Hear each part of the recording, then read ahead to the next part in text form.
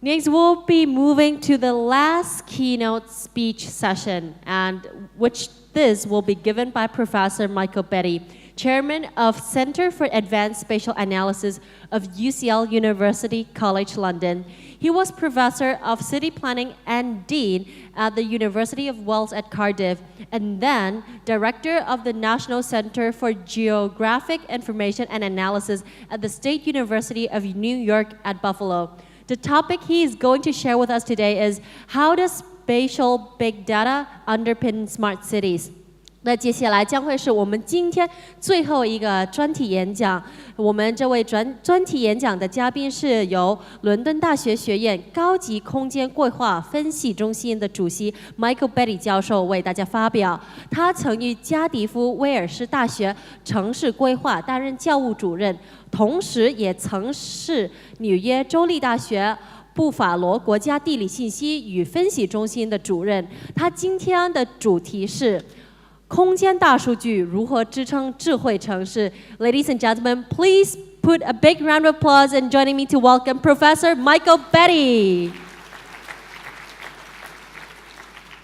Okay, thanks very much, ladies and gentlemen. I like coming to Hong Kong because each time I come, it's different, but it's also the same. And that really is one of the kind of key things about cities. They're always different, but they're always the same. In 50 years' time, we'll come back to Hong Kong, and Hong Kong will be a smart city, but it'll still be the same. It'll be different in this sense. And that's the great challenge in cities, that they are incredibly diverse constructions by ourselves in this particular context, and that makes them fascinating, it makes them complicated, and it makes the challenges very great that we face at the present time. I also like coming back to Hong Kong because, as I said, everything is different. I did give a lecture here in the Convention Centre in the year 2001, I think. It was the Sir Edward Youde lecture sponsored by the University of Hong Kong. And I think I talked a little bit about smart cities, but if you looked at that lecture back then, basically, it would be very different from today, because one of the big differences over that 17-year period is the fact that everything is now interactive in some sense. Okay, so the outline there gives an indication of what I'm going to talk about. Smart cities, big data, and urban analytics. I'm really going to be talking about big data. This is really based on the fact that computers are now anywhere and everywhere in a sense. One of my themes is that as the information revolution has continued, really computers have spread out. You go back 50 years, or back 70 or 80 years, I should say, at the beginning of computing, it was mainly in scientific labs, in really rather esoteric places. It was mainly for science. But computers miniaturized, they've spread out, and really in some senses, the smart cities movement is really the latest stage of the computer revolution in that sense. Probably in 10 years' time, the cutting edge will no longer be smart cities, embedding computers into cities. It's going to be embedding computers into ourselves in that sense. There'll be great advances, I think, in medical sciences over the next 20 or 30 years. Anyway, I'll talk a little bit about this background and then talk about real-time streaming and begin to emphasize ideas that the kind of data we're now getting in cities, which is mainly due to the embedding of computers into them, can actually be captured for many, many purposes, and we've seen many examples of this morning. I'll talk a little bit about dashboards and portals, but then I'll turn to my main example, which is intelligent transit, mobility from big data. And I want to share with you some work we've been doing in London related to our Oyster card data set. Oyster card is the equivalent of your octopus card in a sense. I think, in fact, Oyster probably was actually copied from the octopus card in terms of the terminology. But I'll talk a little bit about that and how Transport for London are making that data available for us so that we can do all sorts of things that we've never been able to do before. And then I'll round it off and talk a little bit about real-time data, social media, which is an enormous challenge. There's large quantities of it. And then a little bit finally about automation in the city. Okay, now this is my diagram about smart cities, that on the top left we've got the real built social environment. That's the real city out there, basically. But we as thinkers about the city and as technicians and scientists about the city are really down in this box called our theories of the city. So the city in the top left-hand corner and our theories of the city in the bottom left. In the bottom right, I should say. Essentially, this was the model that we thought about cities for the last 100, 150 years and so on. We thought about the city, and the loops in that diagram indicate how we would draw data from the city. Now, what's happened in the last 10 or 15 years is that computers have been embedded into the very thing that we're actually studying. Over the last 50 years, we've used computers to study the city, but we've never thought that the city itself could be composed of computers. The enormous byproduct of this embedding of computers and sensors into the city is the emergence of real-time stream data, what we call big data. Once those sensors get put into the city, it streams data to us, big data, and we can only really end that data when we turn it off. So it becomes big, basically. It's second by second, place by place, and so on. So that's the big issue.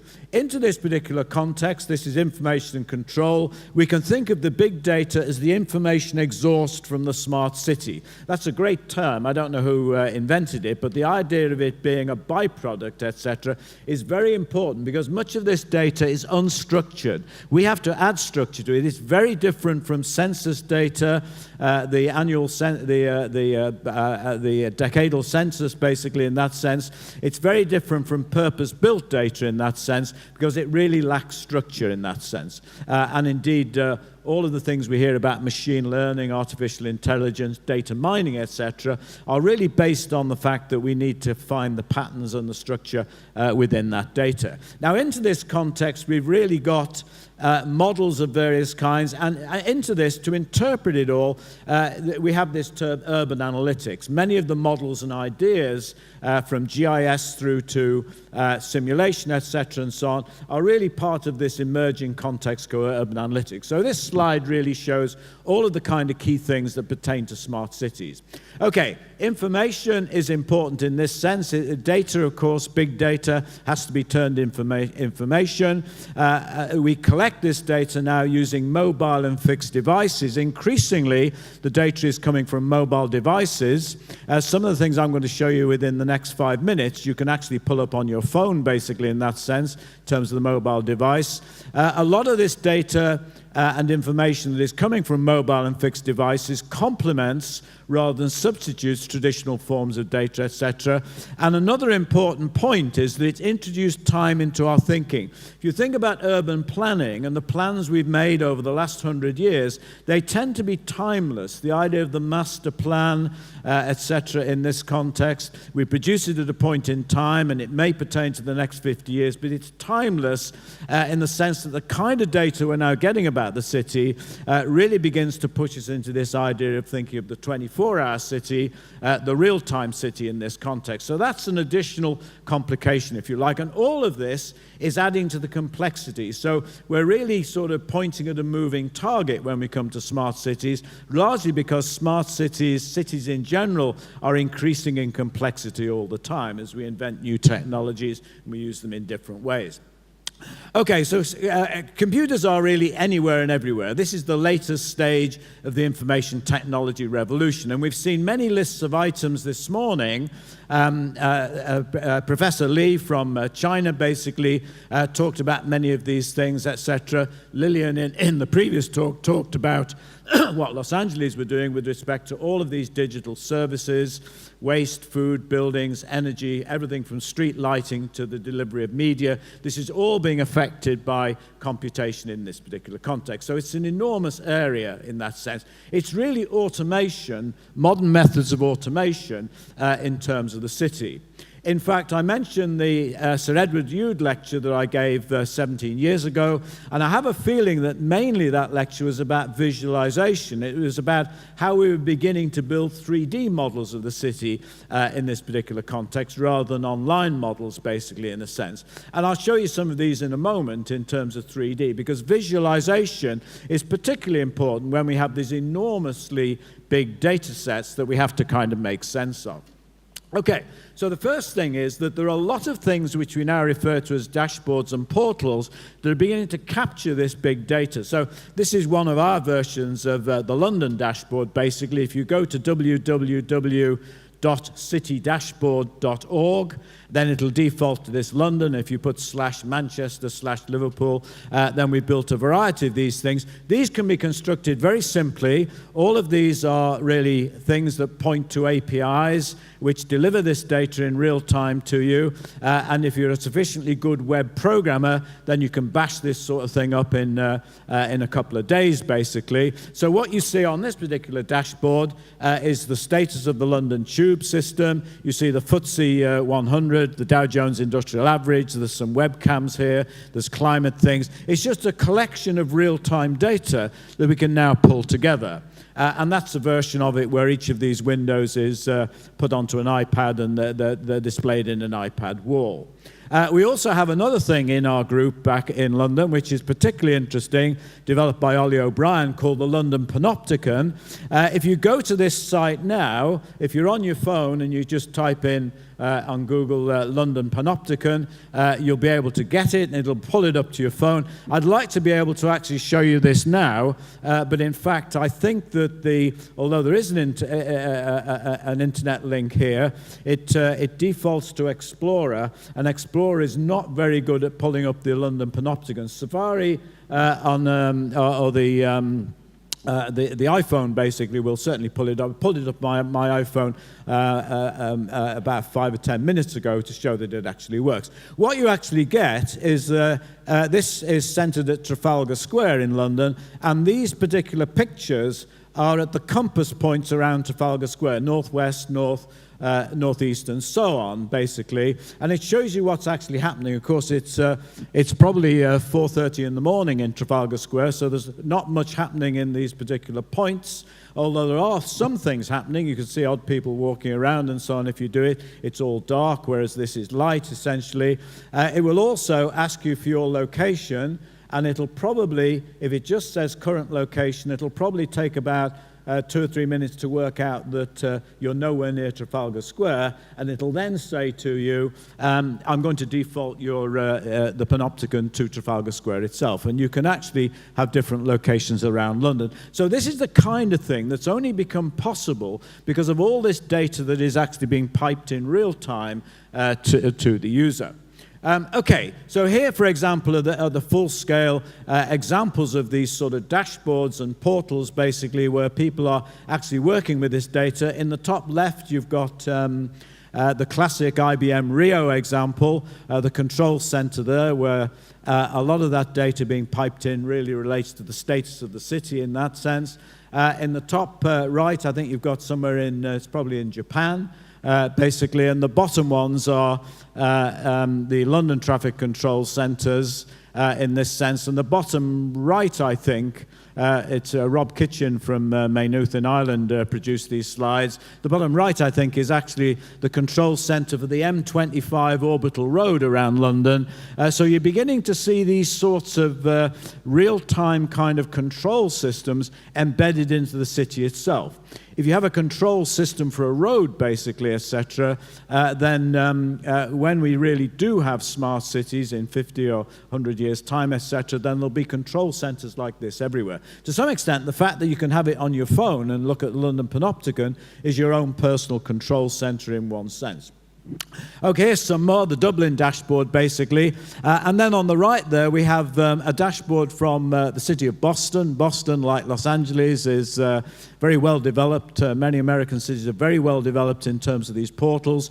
One of the interesting things is that a lot of the data in the dashboards tends to be immediate and obvious in some sense. It's when the data becomes less obvious, when it's related to, say, house prices, and indeed house prices are changing all the time, quite rapidly and quite volatile in some senses. House prices, unemployment, etc., employee demographics here, for example. When you see this kind of level of detail, then the portals and the dashboards become really quite significant in some sense in terms of the medium and longer term thinking about the city itself.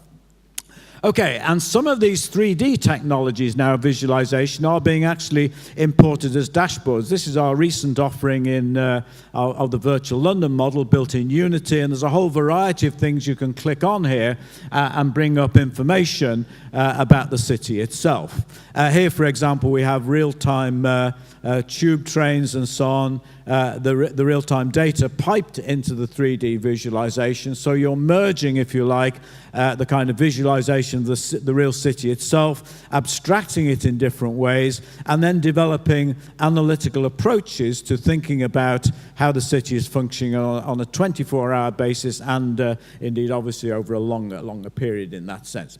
Okay, so much then for dashboards and portals, which really illustrate how this data can actually be approached, if you like, and viewed in a sense. Let me turn to my main example. I'll spend 5 or more minutes talking about intelligent transit mobility from big data. One of the interesting features is that transit is perhaps the area of the city that is most automated, largely because it's highly controlled, highly conditioned, etc., on fixed lines, etc. And here, for example, in Hong Kong, you have one of the longest standing systems which has been automated almost from the very beginning in some sense. And the automation can be seen in terms of the demand for travel and also the supply of travel, etc., the trains themselves. The demand for travel, of course, is basically taken from your octopus card, which is telling you how many people are tapping in and tapping out at different stations and so on. So the whole demand picture is contained in terms of the control of payment. In this sense, the supply data, and I'm assuming this is the case in Hong Kong, is available through APIs. So in the London context, we have the Oyster card, and we also have a variety of different networks that really tell us what the position and timetabling of the vehicles are. In the case of in the case of London, mainly trains, but also buses as well, where you can use these cards. So we have the elements, if you like, of controlling demand and supply in terms of the system. Okay, now this is a picture of our Oyster card data, pretty similar to what you have here. Now we have a very big data set of about 1 billion records, tap-in, tap-outs, for summer 2012. Now Transport for London, who are a very open and transparent operation, I might say, are able to, under sufficiently generous university licenses, able to deliver this data for us for certain periods. They were very interested in the summer of 2012, because over the 3-month period of the summer of 2012, in the middle of it, we had the Olympic Games in East London.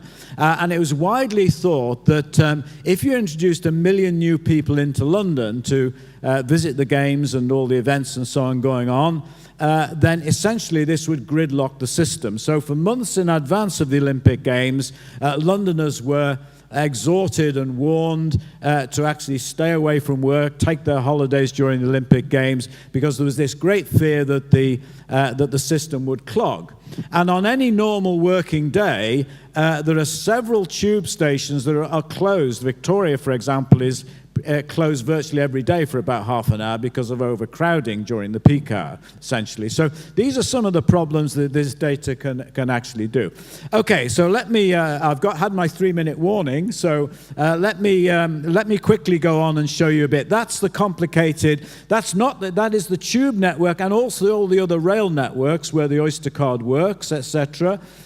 Here's a picture of how we can actually develop the Oyster card data. So this is a synthetic data set from our 2012 3 billion records, 1 billion records, and we build a synthetic data set of change over time. Now, if I showed you this as an animation, you'd see it like a blood flow map, you know, the idea of the city as a complex organic system is very classic in this sense. You'd see it pulsing during the peak hour, etc., and you'd see a week's worth of this data being actually recorded in that sense. We can do lots of things with the data. This is a picture of the tube stations. I think the London Tube, not the overground or the buses, in that sense, and you can see the morning and evening peak. Then you can see entry and exits, basically. There's a little bit of a lag. You'd expect that in this particular context. And these are individual tube stations. I'll just point to the one on the top right. This is the 24-hour period with the weekdays, and the blue and purple are the weekend days, I think. And I often ask the audience to guess what kind of subway station that is. Now, I'm not going to keep you in suspense. It's the Arsenal, basically. It's Highbury. It's where the Emirates Stadium is and the Arsenal play. And those are the examples of the tube people tapping in and tapping out for the early game on Saturday and the evening game, and then also the midweek game, you can see. Those are the characteristics. You can also see the morning and the evening peak represented at that particular substation. Now, we've done a lot of work on different subways around the world. We've looked at London, Singapore, and Beijing, where the data is available, and you can see some examples here. And I'll go through these very quickly to cut a long story short. In the case of London, we have greater variability. We have less control to some extent, largely because the subway stations are very old in a sense, and maybe also because Londoners aren't quite as well behaved as people in Singapore and Beijing, etc. Beijing have the greatest control. Apparently, I've never seen this, but you can actually see people queuing to go into subway stations, etc. In Beijing, so people tell me. So we've done quite a bit of work on this, and we've looked at the pattern of demand. One of the interesting things in Singapore is they've taken this data and they've actually begun to cross-subsidize different lines, that on certain lines which are under capacity, they're able to actually offer free travel even during the peak hour to actually balance the load. So these are some of the issues, etc. Now, the idea of disruption, etc. In our data set, we have a 4-hour stoppage on the central and district lines in July 2012. This is the data we've got. And what we're able to do is figure out what actually happens to the passengers. 1.23 million Oyster card holders during that 4-hour period were adversely affected in terms of their travel times being linked. You can see in a complicated connected network like this just what actually begins to happen. You get repercussions and cascades through the network. And so we've begun to do a lot of work in terms of thinking about increased travel time, for example. And then we can do exactly the same in terms of the trains themselves. We have pictures of the train data, etc. And the big $64,000 question here is to connect up the demand data, the Oyster card data, with the trains data. Because if you get into these tube stations, your tube stations are the same here, your MTR stations. I mean, Central is a very complicated picture. You can go from Hong Kong station into Central and so on. And to think about how a passenger taps in and what train they actually get on ultimately, we know where they tap out, etc., is a really non-trivial issue. And in the context of London, through a whole series of bylaws and confidentiality issues, we're not allowed to track people within the tube station themselves. So London Transport are trying to actually get around this in certain ways and so on, in a sense, but to connect up demand and supply, which is really very important in terms of thinking about disruption, this is something that has to be done. Okay, bikes data has been mentioned this morning. We have our own bikes data. Most of this stuff around the world is online. We can do things with it. So this is our origin and destination data for the so-called Boris bikes, or the Barclays bikes, now financed by Santander, the bank. Essentially. We've looked at Twitter data. This is Twitter data in 2012, 3 months of it in London, and the analysis of Twitter data to look at languages, and no surprise there that the language distribution in the tweets, etc., the geocoded tweets in that sense, really correspond with the ethnic diversity and so on. And of course, we're using a lot of this data being imported into the 3D context to actually show it. Let me finish by just pointing to a few things that have not been talked about this morning, but I think are going to be very important. The idea of autonomous vehicles, the idea of control within the vehicle and changing transport at this level is a very important issue that will be very much on the agenda. Some enormous challenges in terms of how these things will function in cities.